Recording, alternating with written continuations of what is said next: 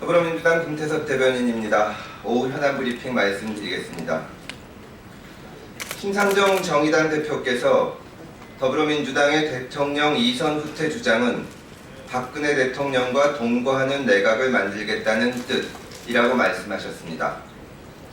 야 3당 대표가 함께 모여서 박근혜 대통령의 국회 추천 총리 수용 제안을 거부하고 12일 촛불 집회에 참여하기로 하는 등 공동 행보를 하기로 합의한 지 며칠 지나지도 않아서 우리 당의 행보에 대해서 오해를 초래할 소지가 있는 발언을 한 점에 대해서 유감을 표합니다.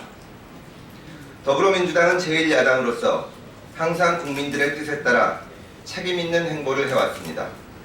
당 지도부와 의원 전체가 촛불 집회에 적극적으로 참여하기로 한 것도 언제나 국민 편에 서겠다는 의지의 표명입니다. 박근혜 대통령의 2선 후퇴의 시기와 절차에 대해서는 야권이 머리를 맞대야 하고 힘을 합쳐서 국민들의 바람을 이루어내야 합니다.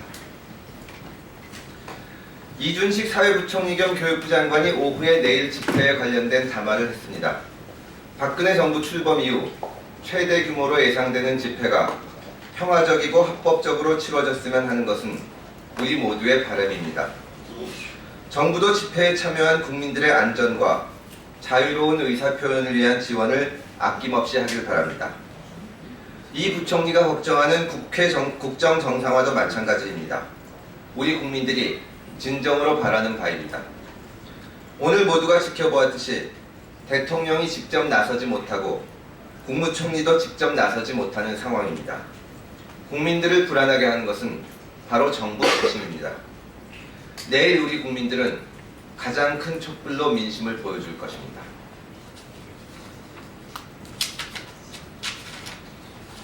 대통령의 2선 후퇴에 대해서 청와대와 새누리당은 위헌이라고 규정했습니다.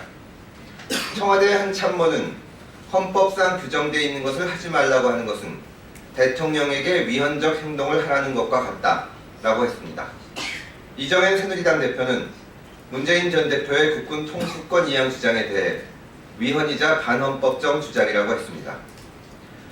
정진석 원내대표는 원내대책회의에서 인쇄물까지 나눠주며 위헌적 주장이 두 야당 사이에서 난무하고 있다고 했습니다. 그러나 헌법학자들은 대통령의 2선 후퇴가 위헌이 아니라고 입을 모아 말하고 있습니다. 2선 후퇴는 총리에게 재반의 실질적인 권한을 위임하겠다는 정치적 의미를 갖는 것이어서 헌법에 위배되지 않습니다. 오히려 헌법을 위배한 것은 국기문란을 일으킨 대통령을 비롯해서 그에 동조한 새누리당입니다. 헌법 유린 세력은 헌법을 거론할 자격이 없습니다. 청와대와 새누리당은 뒤늦게 헌법 공부를 하지 말고 대통령의 2선 후퇴를 설득하길 바랍니다. 대통령의 검찰 조사가 임박했습니다.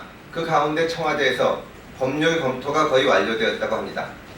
한 언론 보도에 따르면 대통령은 최측근에게 원론적인 이야기를 했는데 이들이 호가호위하거나 권력을 남용했다는 쪽으로 가닥을 잡았다고 합니다.